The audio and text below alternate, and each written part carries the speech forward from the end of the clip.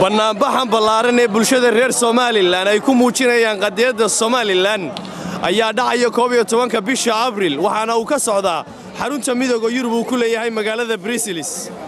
Dadweynaha reer Somaliland oo ka kooban haween, rag iyo waliba daayarta ayaa muujinaya sida ay u taageersan yihiin qadiyadda Somaliland iyo waliba Somaliland inay hesho madax bannaanideeda.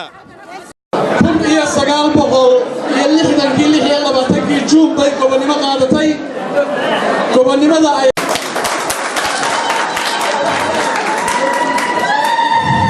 barnaamijkii ugu ballaarnaa ee abid lagu qabto qaaradani Yurub ayaa ka dhacay magaalada Brussels ee xarunta midowga Yurub. barnaamijkaasi bulshooyinka reer Somaliland ay ku dhaqan dalalka Yurub ay ku muujinayeen qadiyadda Somaliland ayaa laga soo kictimay wadamada Ingiriiska, Holland, Faransiiska, Talyaaniga, Belgiumka, Norway, Sweden iyo waliba dalweynaha Jarmalka. bulshooyinka reer Somaliland oo ka koobnaa haween, dhalinyaro, ciyaal, odayaal, waayeel, waxgarad iyo waliba siyaasiyiin iyo culimaawiin ayay socod ka soo bilaabeen afaafka hore ee barta looga arbiyo baarlamaanka midowga Yurub.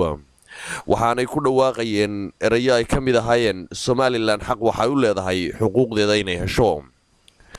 bulshooyinka reer Somaliland oo muujinayay shucuurta ay ku taageerayaan madax bannaanida Somaliland ayaa runtii soo jiidatay indhihii baarlamaanada midowga Yurub ee goobtaasi ku sugnaa.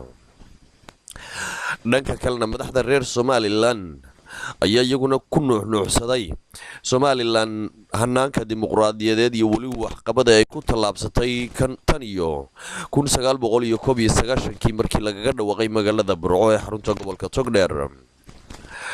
waxaana luuqadaha halkaas laga hadlayay ka mid ahaa luuqadda Faransiiska, Englishka iyo waliba luuqadda Soomaaliga iyo waliba heeso ay fanaaniintu halkaasi ku qaadayeen oo ay ka mid ahaayeen fanaaniinta qaaliga ee Cabdi Qaboojiye iyo waliba Sahra Halgan. waxaana hooyooyinkii goobta ku sugnaa ay ku soo bandhigayeen buranburo ay kaga hadlayaan Somaliland.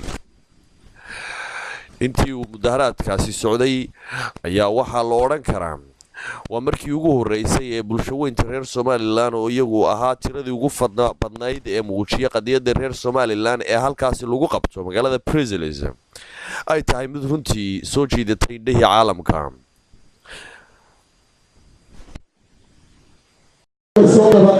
bulshada reer Somaliland ee ku dhaqan qaaradda Yurub ayaa lagu qabtay magaalada Brussels ee xarunta dalka midowga Yurub.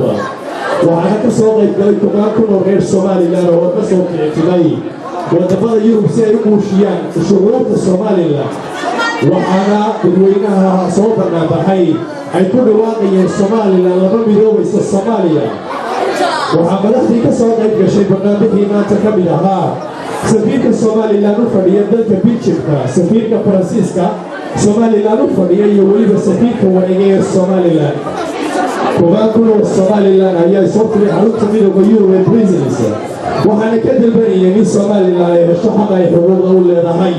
Mustafa Xaaji Aadan Haaruun, telefishinka caalamiga ee Home Cable TV, Jarmalka.